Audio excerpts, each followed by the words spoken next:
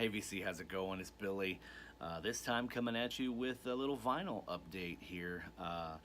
This is brought to you by Van Halen and Japanese pressings, nonetheless. So I've had these for a few months. Backstory on this was one day I was sitting at work and got I think it was a Facebook message from my buddy Mitch Wood, who likes to spend my money just about as much as my wife does. He's, I mean, I'm obviously just kidding here, but he's always keeping his eyes open for things that he thinks I might be interested in or things that he knows that I'm looking for, and I can't thank him enough for that. But this was one that came through that was kind of a little bit different. I really never was in the market for this, but I'm so glad he sent it to me. A guy on one of the Facebook vinyl groups that Mitch and I frequent. I don't know if I was a member at the time, that's why I didn't see it, but he sent it to me. This guy was selling a partial Japanese collection of Van Halen. So I believe it was one, two, three, four, five, six of the 8 LPs. Stated, claimed they were all near mint, with the Obi strip, and the price was after I did some research on it. Of course, Mitch had already done some research and said that, dude, I believe this is going to be a killer deal. It's almost too killer of a deal for you to pass up. I went ahead and did a little research myself, and if I were to buy these individually, I would have paid at least twice or more what I ended up paying for the lot of 6. So I ended up getting 6.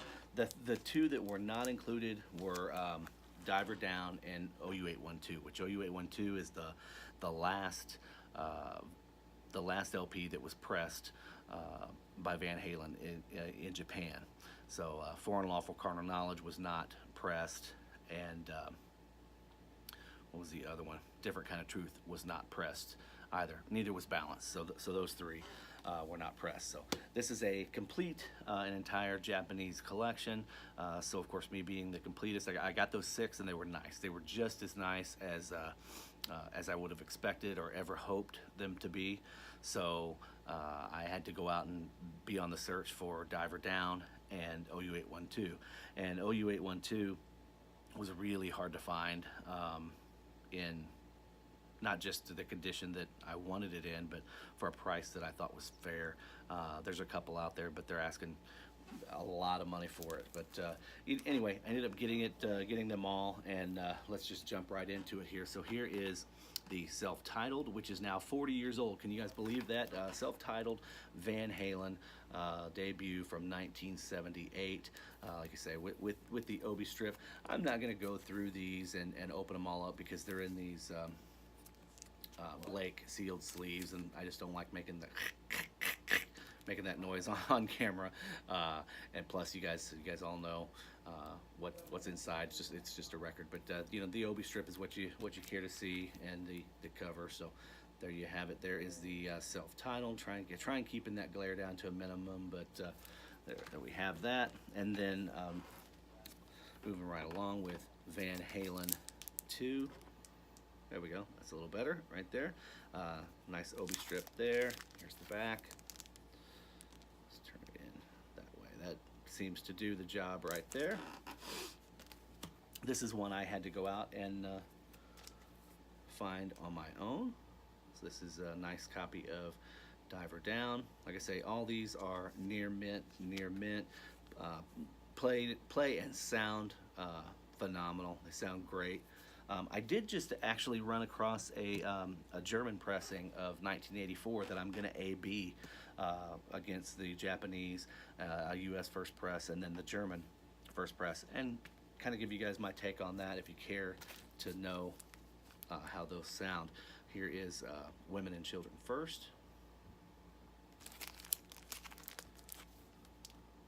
I know Mitch has been waiting a long time, and I think Bill Hamadiggy's been waiting a long time for this video. I'm not a guy that really goes out and seeks out Japanese pressings, but like I said, for the price, I could not pass this up, and I'm so glad I have them now. So fair warning.